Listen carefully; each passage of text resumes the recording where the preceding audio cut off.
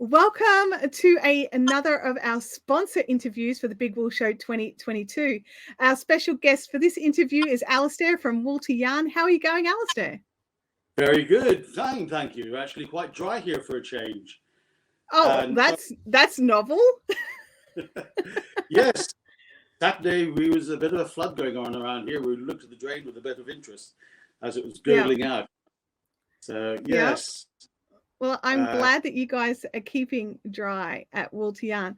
Alasdair, can you tell us tell us the story of Wool to Yarn? How did it start? Does it exist? Why are you here? Well, basically over 20 years ago, I'm a textile engineer by background. I specialized in dyes, colors, and all sorts of fun things like that. And came out here overqualified, couldn't really find a niche market for myself or work, and ended up setting up Australia's first micro mill. Oh wow! In Alpaca to start with. Over the years, we've migrated into other fibres, and now we do cashmere, mohair, angora, rabbit, which is fun because I end up looking like Frosty the Snowman. Yeah, that's very fine and short. Yeah, and we specialize in the more exotic fibres like Gotland, and we do. Our business is built around the idea of the individual fleece. So we don't do the bales. We just do the 5, 10, 20 sheep, and that works for us. It's all about the individual, and we try and be as individual in our products as well.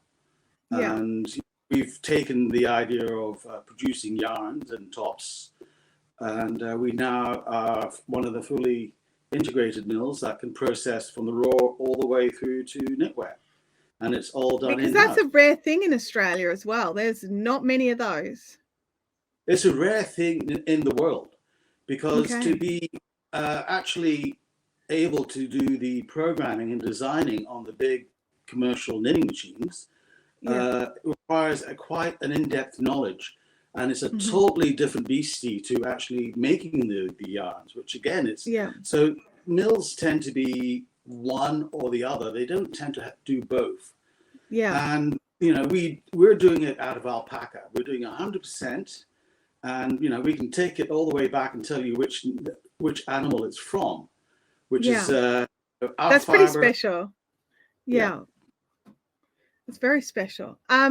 It's good. We like it. Well, I'm glad you like it. You've been doing it for a minute.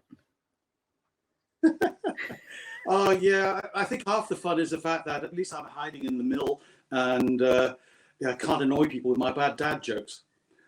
Well, I mean, I suppose I'm going to regret this, but I suppose you could annoy us with them. I already regret saying that out loud. I can always start telling a good yarn from a bad yarn. Oh dear, boom tish.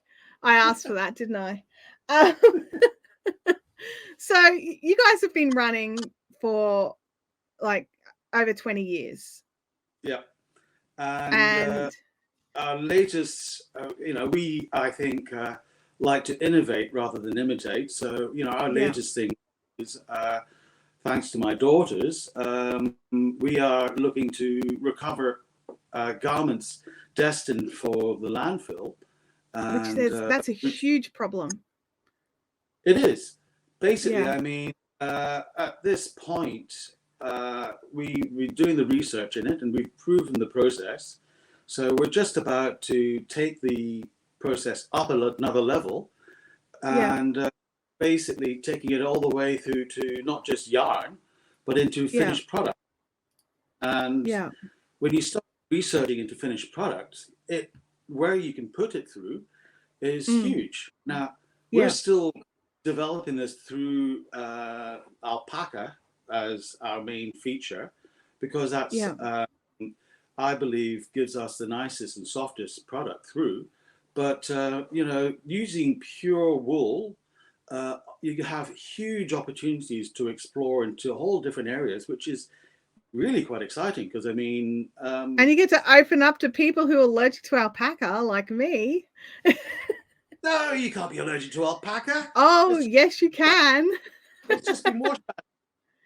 No, it's all the I've been tested a lot because everyone says you can't be, and my doctor disagrees.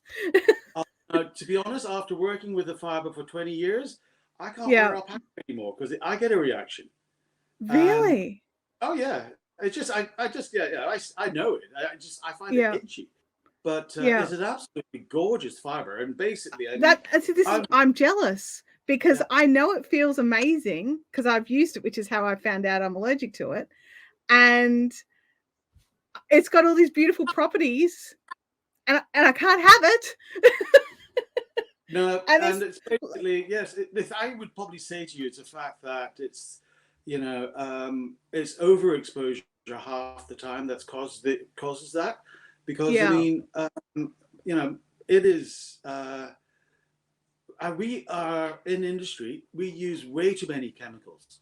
Yes. And our whole system here, I've very carefully set this up so that we are almost minimalistic with petroleum products. I don't use any of the solvents that go into standard productions anymore because I've managed to work out how to do it otherwise.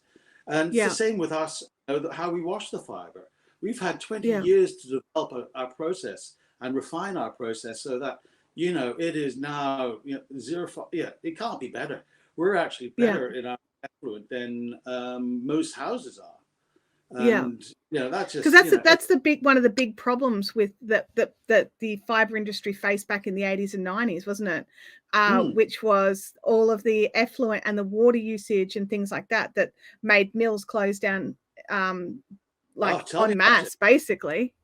So you're being able to work out a new way.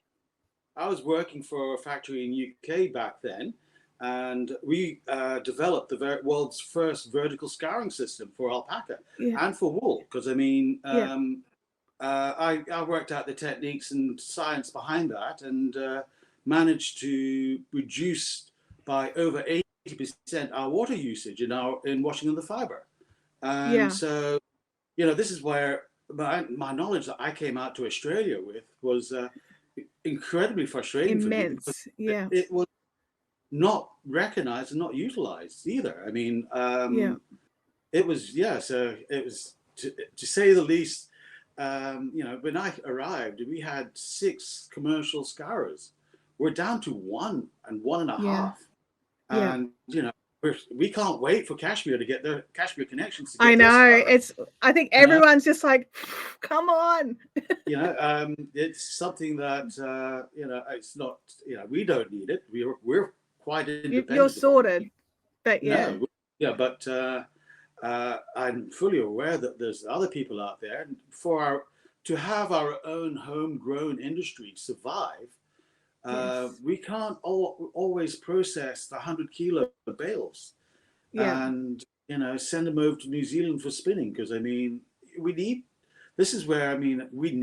the micro mills in Australia.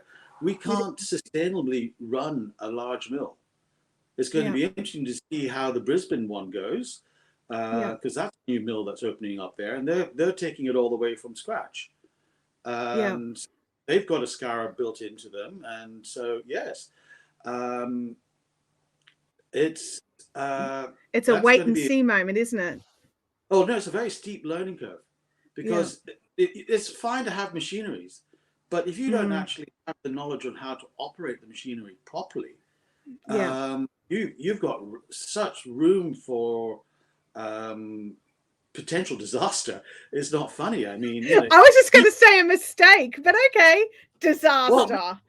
Well, I've had the experience, and I've got the knowledge behind me, and I can tell you that on a Monday morning, things that can happen go wrong. You walk away shaking your head, thinking, "What are you doing to me?"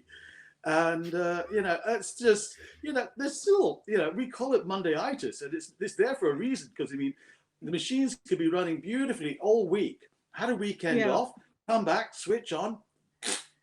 That sounds like cars as well. Actually, it just sounds like everything. Just everything can just all of a sudden be cactus.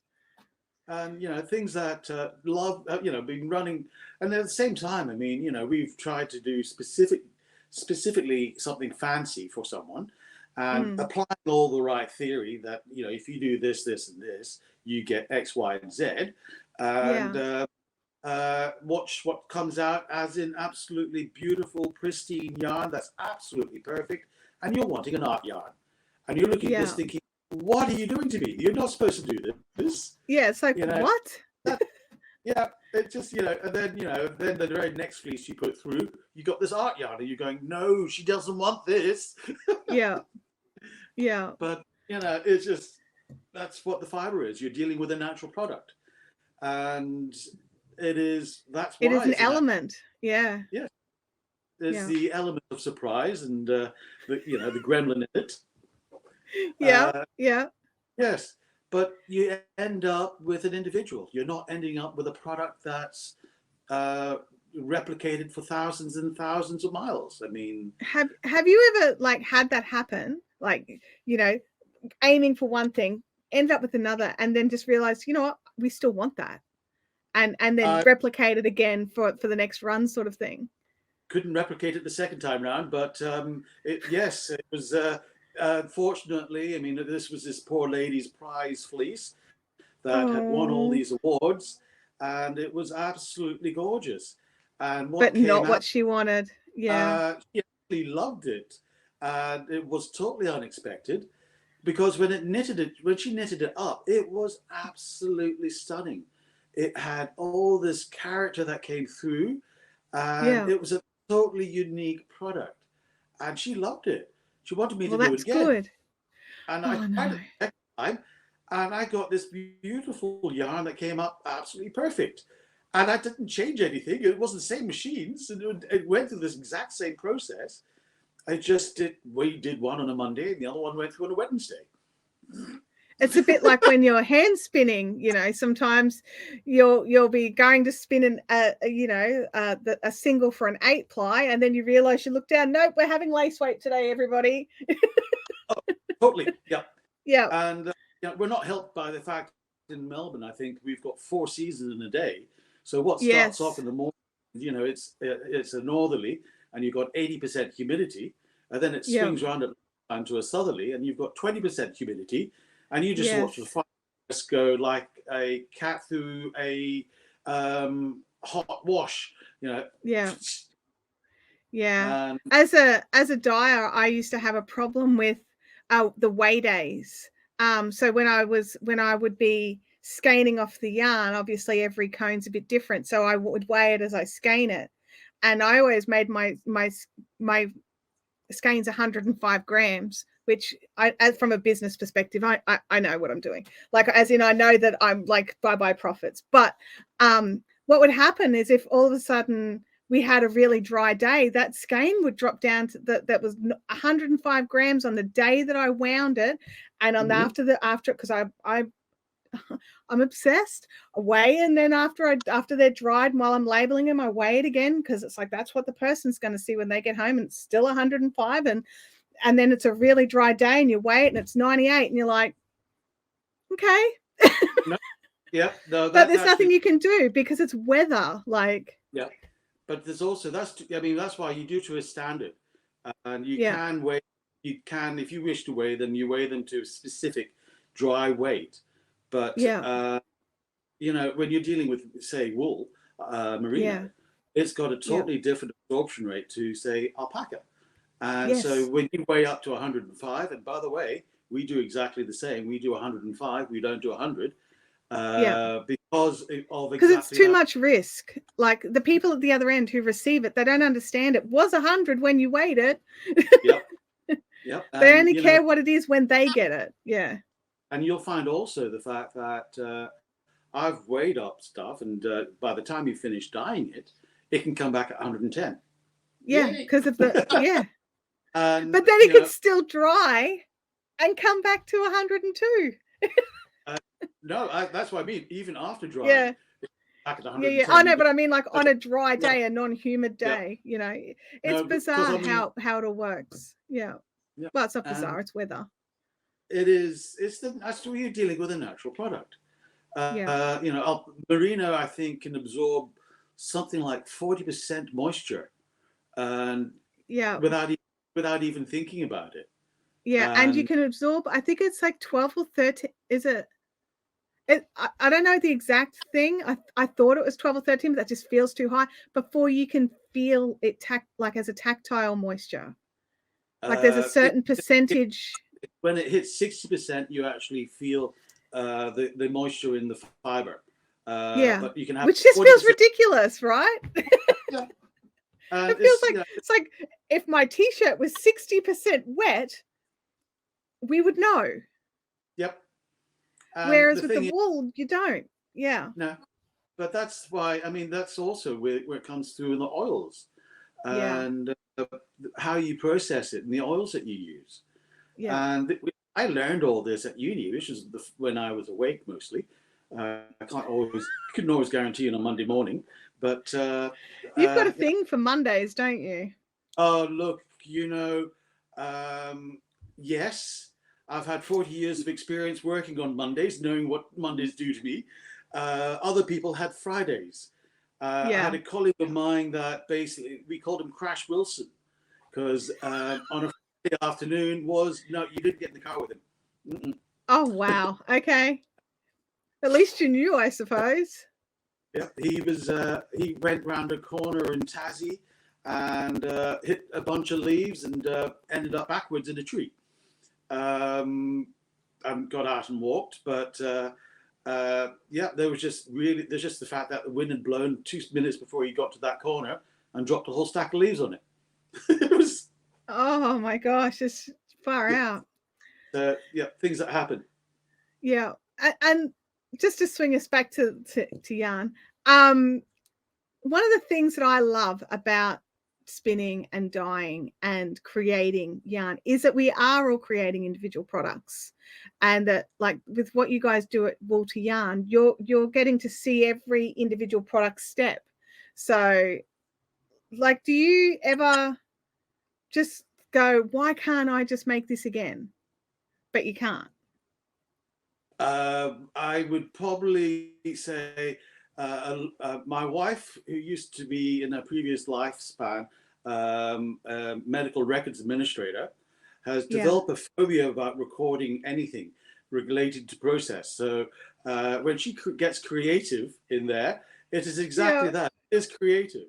And it's where she gets the enjoyment on it. I mean, literally, I think one of our products that we developed was done on a Sunday night, or was it Thursday night? When we were packing up for Bendigo, and it was the lighting in the factory wasn't bright enough, and what was coming out black. We basically bumped all up, and then when we got to Bendigo, we unloaded all this black alpaca, and realized it was actually what she'd done was she'd sprinkled silk through it, and all you got was this beautiful opal effect on the fiber. And you saw the reds, the yellows, and the blacks, and the blues, it looked like an opal. And that's why we called it that, with the black. Yeah. And that's been probably one of our most popular lines. And every time we do it, we can't do it during the day. We've got to do it at night, so we can't see what we're doing. I remember I dyed a yarn colorway, because I think I have the same creative process as your wife to a degree. And when I'm in a creative mood, I'm bye notepad, bye pen. I have dye, and I remember I dyed this green, and I absolutely loved it, and it was this most beautiful green, and I dyed up enough for the kits that I was making. But then people wanted it, didn't they? Because it was such a beautiful, like, it was a sort of like a semi-tonal of greens and a soft yellow. It was amazing. Well, I ended up dyeing a lot of colorways. One of them ended up being called "This Is Not the Green You're Looking For." Because I could never do it again because I hadn't written it down properly. I ended up sort of at one stage, like, well, everything's cooking. I kind of have all the dyes out and I'm writing them down. And I'm like, oh, yeah, how much of that did I use? And I realized one of them, I'm just like, I have no idea. The spoon's not on top of it. I don't know. So all this thing was just all different amounts of this one color. And it was just like, none of them were what I wanted. So note taking, if you are creating a new colorway, write better notes than me. Oh, and I hate to tell you, I warn you that also the age of the dyes that you use can affect the color as well. Absolutely, it can. And the batch, if you get a Yeah. new jar of dye and it could just be made differently, so many things can change it. Yeah, I mean, the water hardness on the day, that can change some colors. Yes. Also, the type of acids that you use to help set it, and also with the fiber that you're using, there are so many factors in there that can come through to the finished product. It really is. And when you go down the lines of working with natural dyes as well, oh, forget trying to be consistent there. You've got no chance of trying to do anything twice. I had to get wilks from a certain bay down in Exeter, just north of Exeter, down in Devon. Yeah.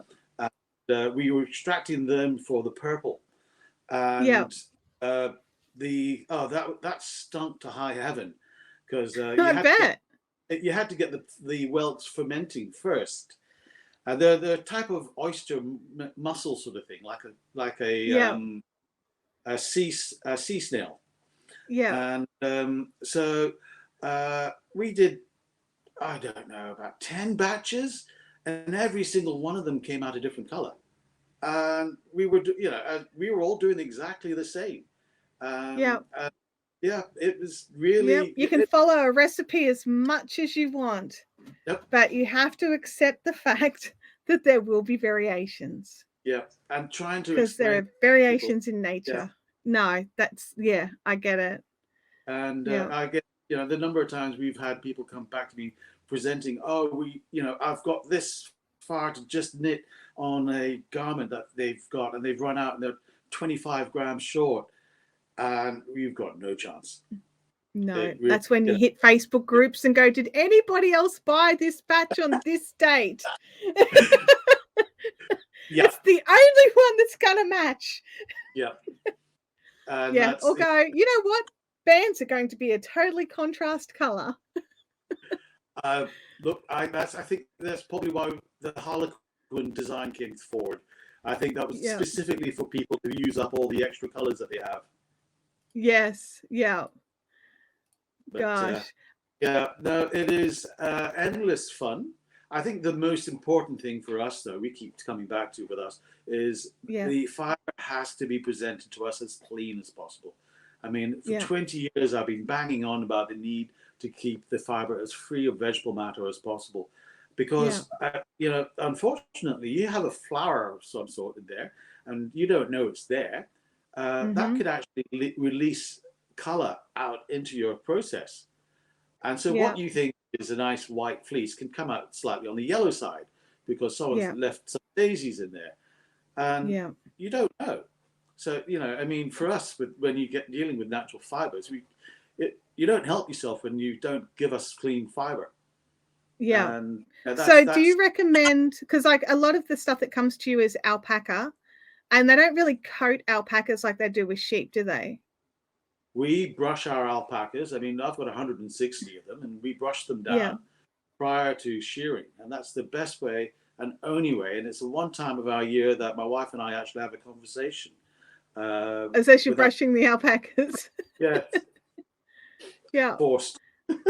Yeah. I remember I was at an alpaca farm here, and they used to wash their alpacas the day before and then brush them just before they were shorn. Just to try and get as much of the brushing gets rid of the VM, the washing got rid of a lot of the excess dust.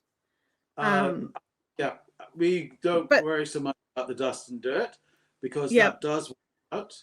But it's the VM that's the real problem. And it's huge. I mean, I get grumpy because I'm the one with the toothpick picking out every piece of grass seed for my carders. And, my wife gets grumpy because every time a piece of vegetable matter gets to the spinners, they blow out the spinners and they're forever stopping.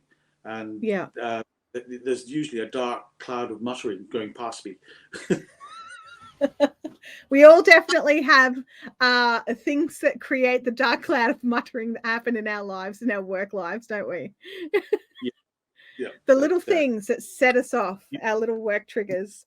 One of mine is in live streams when people use caps lock unnecessarily. It's something so mundane, but my brain just goes, they're yelling at me. Oh, yes. Well, no, my daughter laughs at me because I sit there and correct her spelling. My daughter gets upset if I use full stops at the ends of text messages. I get this, are you angry at me? And I'm like, no, I just asked you to pick milk up from the shop. Like, how did you get, I'm angry out of that message. You used a full stop. What? Thank you. I'll take that on board because I do. Yeah, I punctuate. So kill me. Yeah. I blame it to the school I went to. I got taught and thumped into me how to write, and yes, I don't despair. I shake my head when it comes to proofreading work. It's prepared for uni. I've gone, yeah, I can't do that. I can't write that. You can't say that. They can. That's what they do these nowadays. It's a new language. English is a new language. Whole different language. Yeah. It is. It is. Yeah. Speaking of new things, you were talking before because we got sidetracked because it's what happens in these discussions. I think I did warn you about that, Alasdair. You were talking about your new eco range of fibres, yes. And where you're reclaiming and saving fibre and out of yarn, out of landfill. Can you explain how that's like? Obviously, you'll have some proprietary stuff, not that, but just explain what you're doing. Well, basically, my two daughters were giving me grief for the fact that we were just simply throwing everything that was not used into landfill. Yeah. And they said, well, they challenged me to work around and kids can do that. And as you know, what is actually when I first graduated, we in industry routinely used to recover all the fibers and garments and recycle them into new and reuse them. And only as a process got stopped because the accountants said it was cheaper for us to buy new than to recover and reuse. Yeah. And so all that knowledge that went into recovery was kind of over the last 20, 30 years been lost. Yeah. And, so now we've started off, working out how to do this. And we were doing it predominantly with knitwear. But now we are taking it, once we remove the buttons and zippers and the acrylic labels that are usually sewed onto them, we totally we put it through a special machine designed for this purpose. I call it the Fluffinator, and with the fibers. I'm sorry, I'll have to quote Arnie. We'll be back. And I love that name. You need to make a label for it so it looks official. Those metal labels where it's hammered in, and just put that on there. The Fluffinator. I think so. Yes. So from there we take it and work it all the way through. If it's suitable, we process it all the way through as is. And otherwise, depending on the product that we're looking to go through, up to now, we've been making yarns with it. And the yarns we've been getting have been very much for the art style yarns. Because that'd be quite short fibers, wouldn't they? Some can be short. They could be lumpy and bumpy. They could you could end up with knots and gnarls, and literally you never really know. Yeah. Because when you put it through the carding system, a lot of the impurities can drop out, or can get trapped, and in which case you get it coming through in the yarn, and you don't know what's going to happen when it comes through. And we've had to modify and and that's also been entertaining, trying to get an engineer here with a welder, because I mean, metalwork is not one of my strong points. Yeah. But we modify and change and alter a few things, and off it comes, and we get this thing coming off in the end. And initially, what we were getting was I'm just having a quick look to see if I've got any samples. Very thick yarn, but now we're getting it down to quite a nice fine yarn, and I've been using it in the knitting machine, and I'm getting knitwear coming off on it. I can't show you it because every time I take them out to a market and the like, and we show them that this is knitwear, they buy it.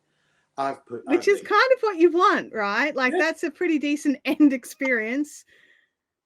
Yeah, and we've made beanies out of them. We've I've scarves, and you're using natural fibres. Is that right? Only natural fibres. I love that. It could be yes. I got the entire year of my daughter's jumpers donated to recycling when she left school. And I've got a year's from a Sydney school, and they're charging way too much because their jumpers were made out of cashmere, and that came out. That was equally stunning when it came through, and you'd think the trauma of being reprocessed is fluffinated. Fluffinated. Well, it's quite appropriate. I love it. I love the word. It has to be used more. It's what comes out the other end. Yeah. And it does. And it's big, it's heavy, it's noisy, and it's it is a very aggressive machine. But that's what you need. And this is the only one I can know of in Australia. And it will, it's going to be a whole new world of pain. You certainly don't want to be getting in there and cleaning it too often. But the thing is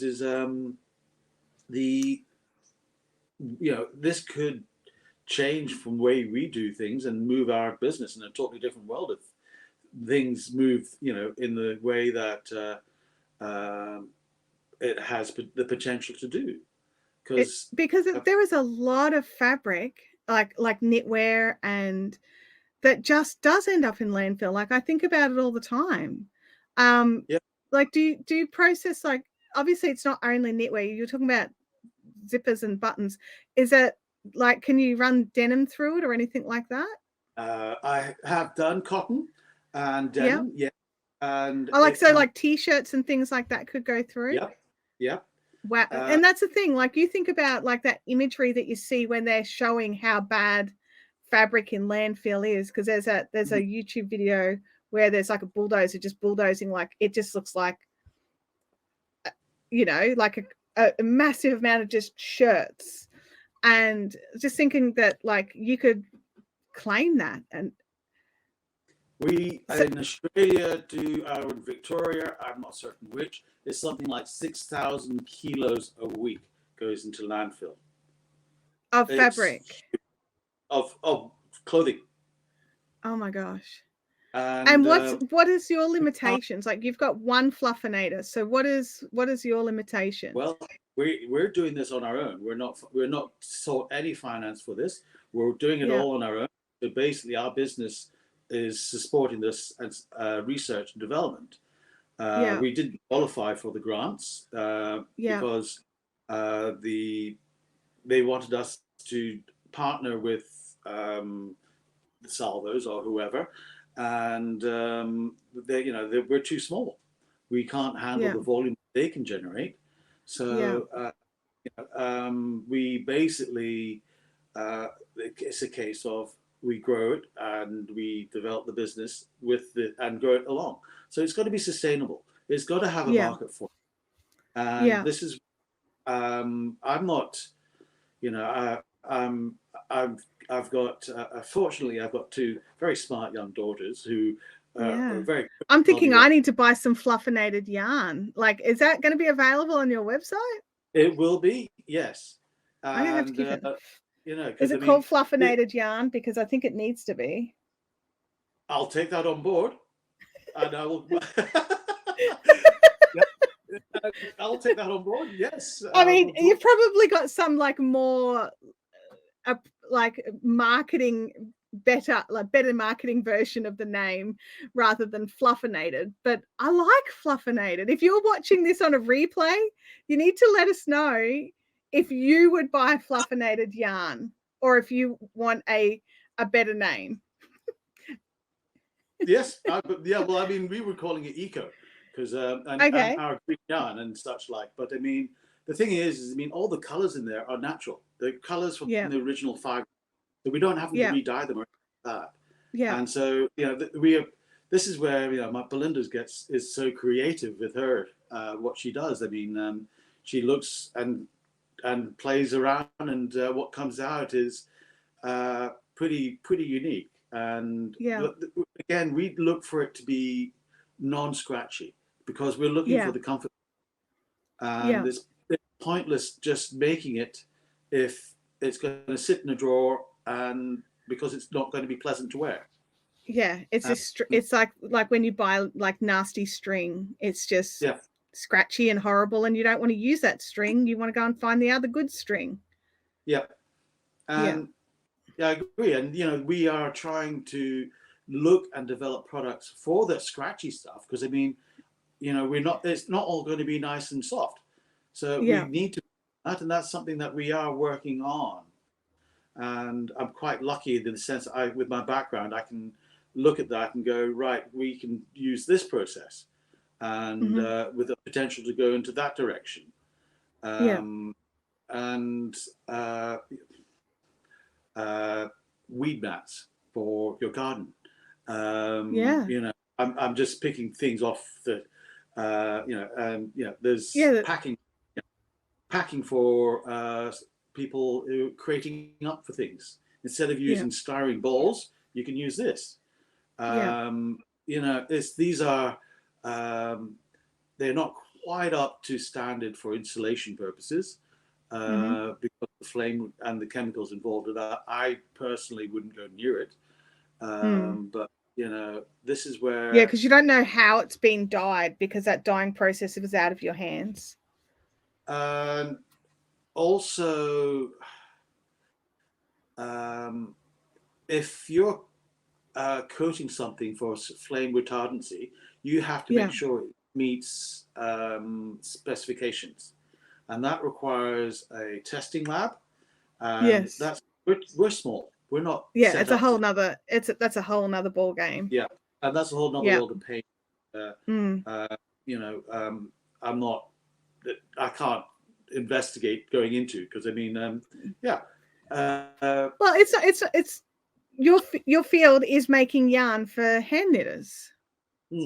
Yes. Or making garments. So and we make the bumps of fluff behind for the hand spinners and the felters and the weavers. Yeah. And then we're for the crafty. I have a question. Can I buy fluffinator fibre?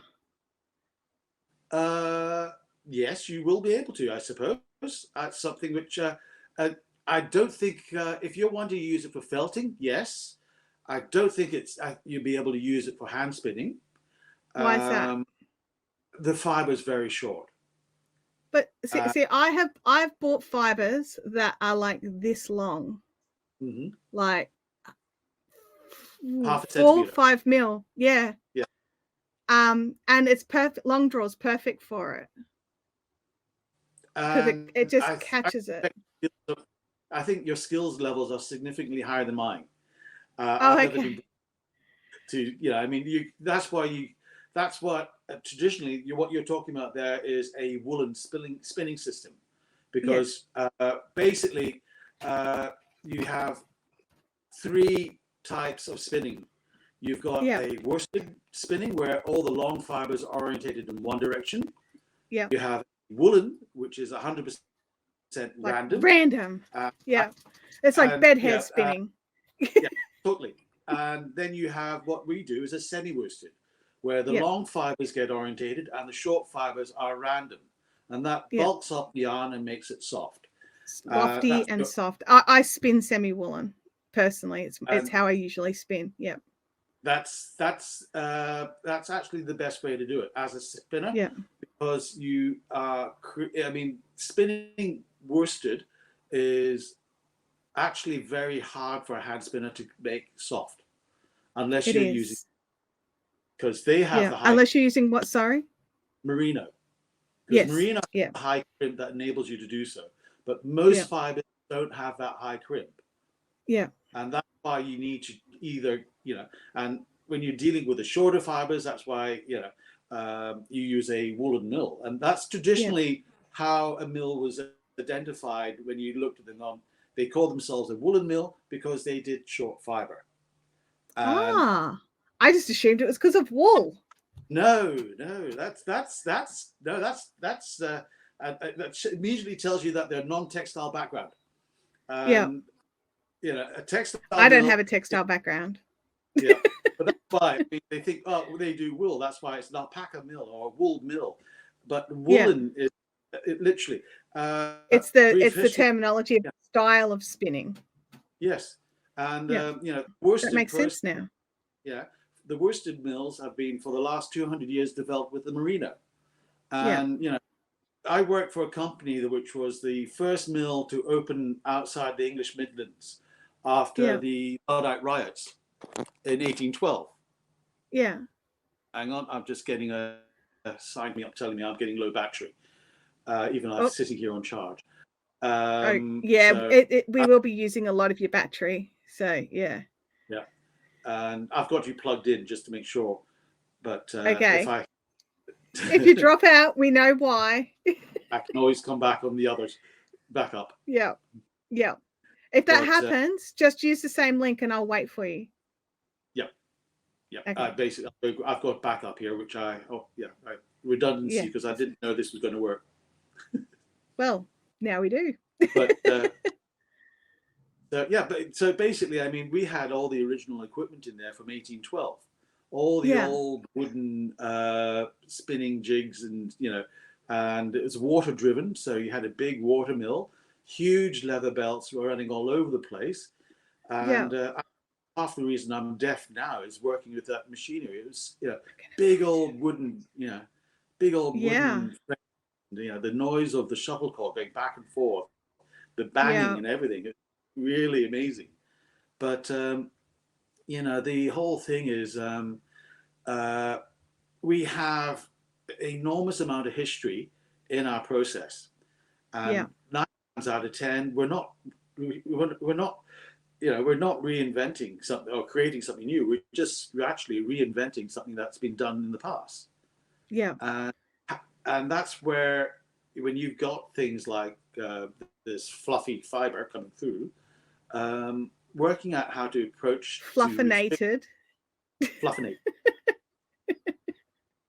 I'm running with this now.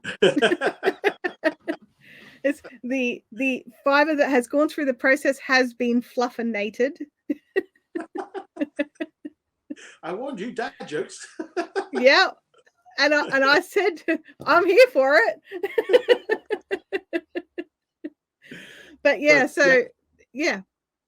and that's half. That's where both Belinda's been doing this for 20 years, and she's really been it's what makes a difference. And when we're doing something, we look at it, we work out how to do it, and we take our time. We don't try and work to a clock. We work to the fiber, and we're willing to slow things down passion.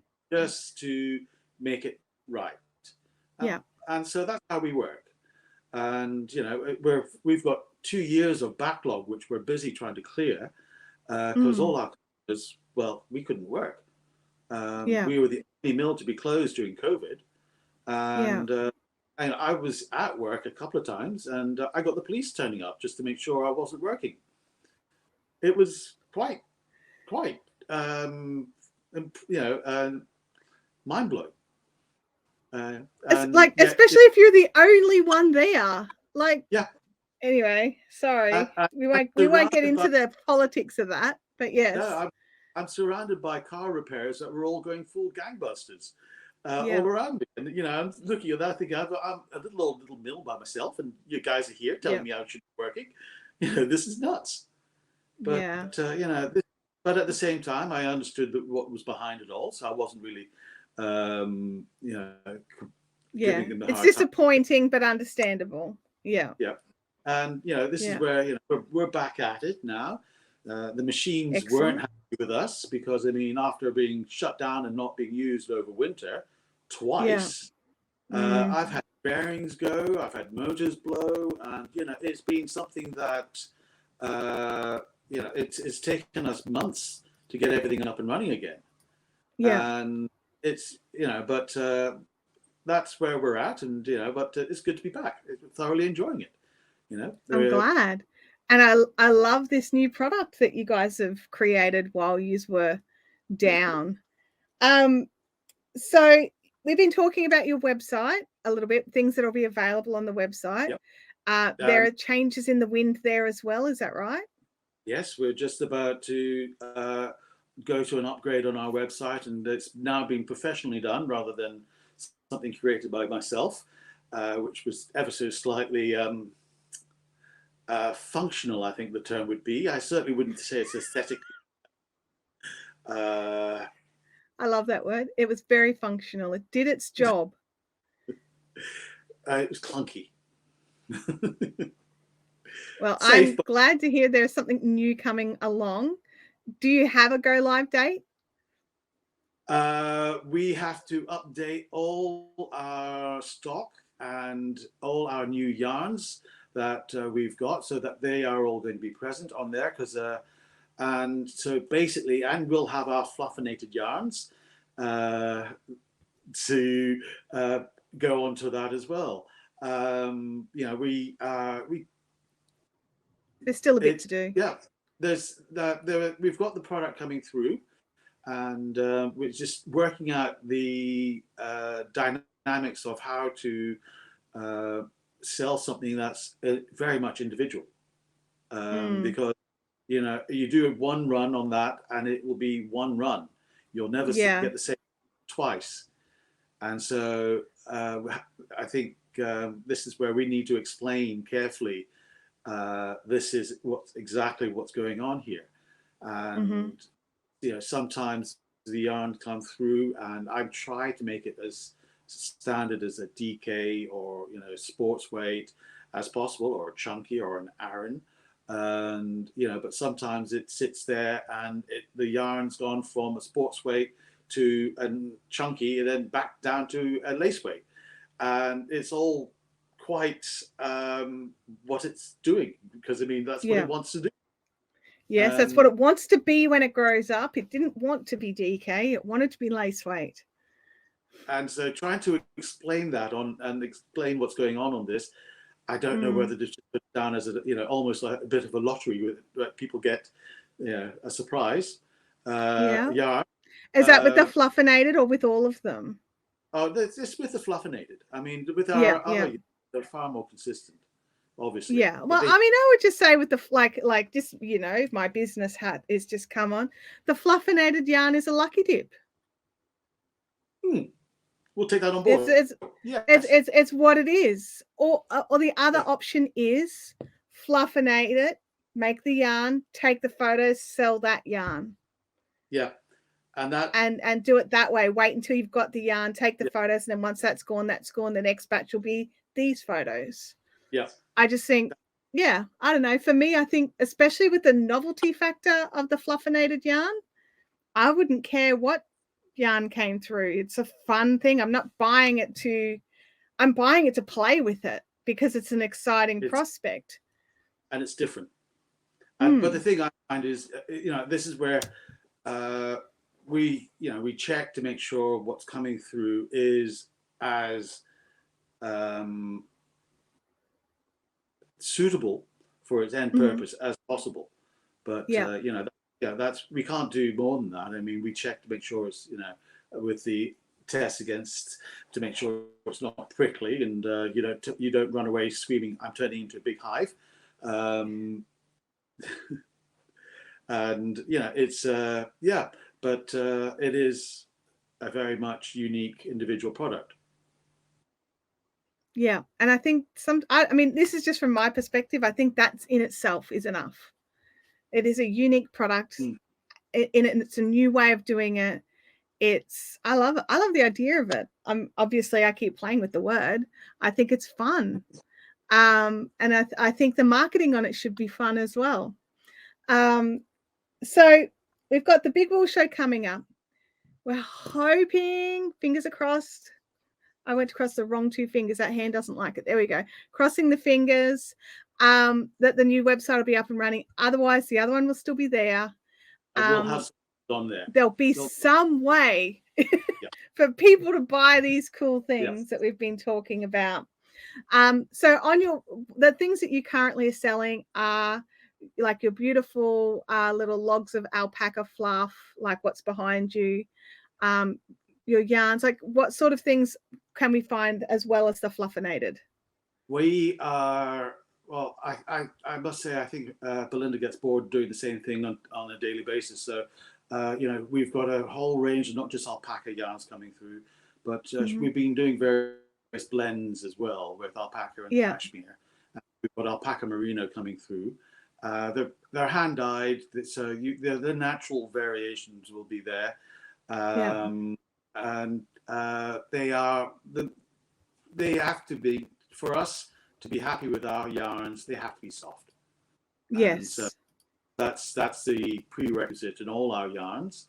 And we've got we've just had the coloured wool show, so I saw Belinda washing up some very nice coloured Corriedale. So that will be coming through. It takes us 8 weeks from the very first of washing the fibre before we actually seeing yarn coming off at the other end. It's not a slow process. No. And that's that. I don't think people half the time understand. It's not a case of you come in and push a button. It is magically appears. And there's a time that needs to clean down between lots. There's a time where and we're working in absolute chaos right now. We've got a ridiculous amount of clean fibre sitting there waiting for its turn to get processed. And until we can get, it's a bit like Rapunzel with this huge amount of fibre for spinning. It's just unfortunately he doesn't turn up at night. As much as we hope, he never turns up. Just to steal it away. It's up for us. That's all we hope for. It's all spun up. Here we go. They're all neatly done, lined up. But no. Rumpelstiltskin is a terrifying story. It helps to get the name right, doesn't it? I was a bit confused. Then I worked out where you were going. But yeah, I think having a backlog in work is one of those like double-edged swords. It's like, okay, I've definitely got a backlog in work. That is awesome because there is work to be done.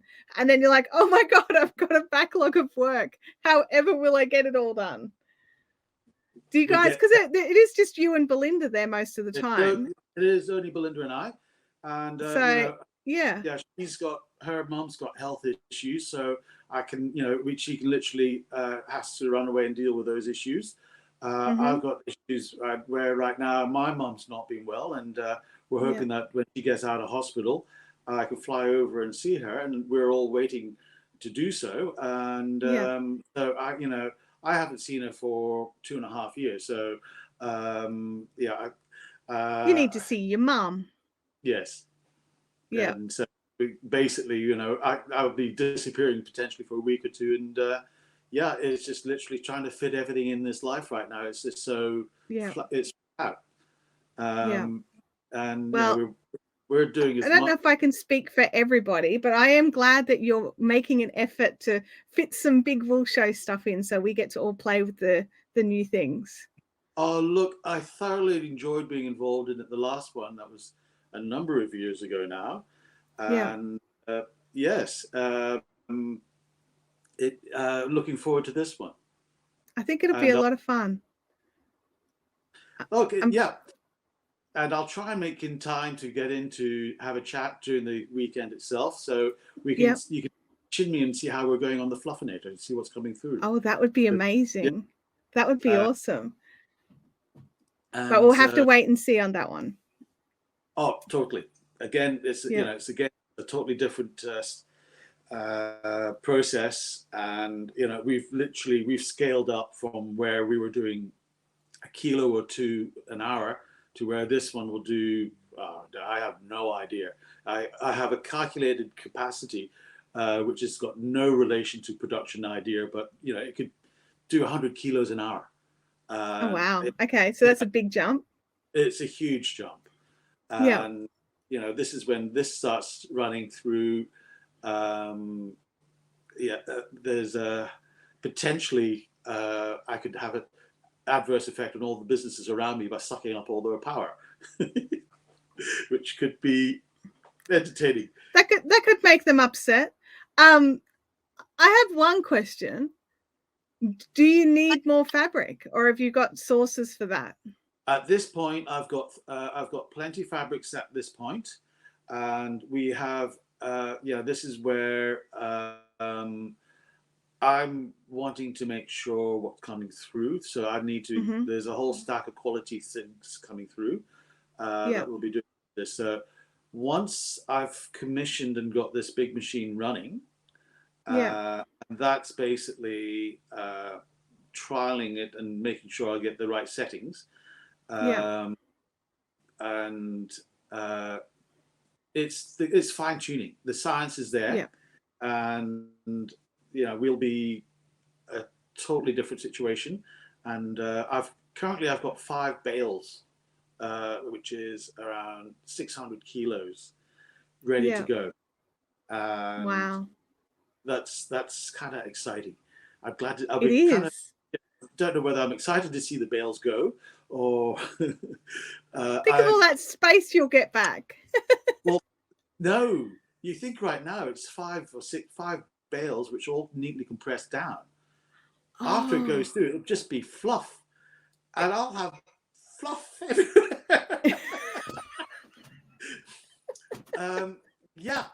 This could be this. I'm actually half scared to see the explosion at the other side. It could be very interesting.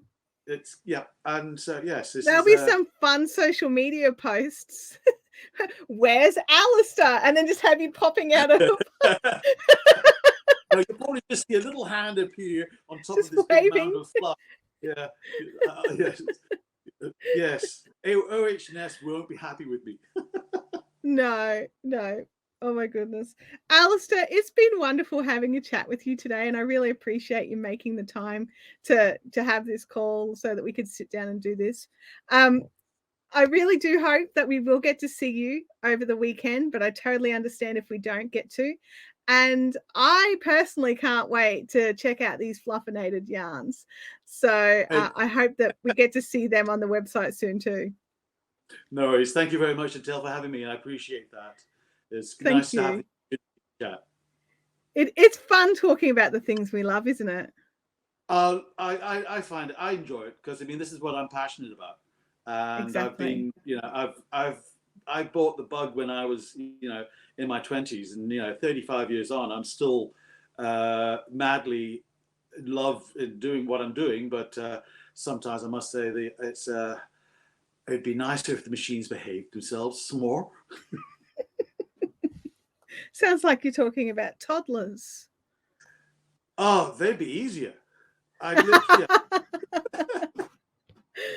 my goodness. Well, you have fun wrangling those machines, and we will see you hopefully over the weekend at the Big Wool Show. Thank you very much. Thank you. Bye-bye.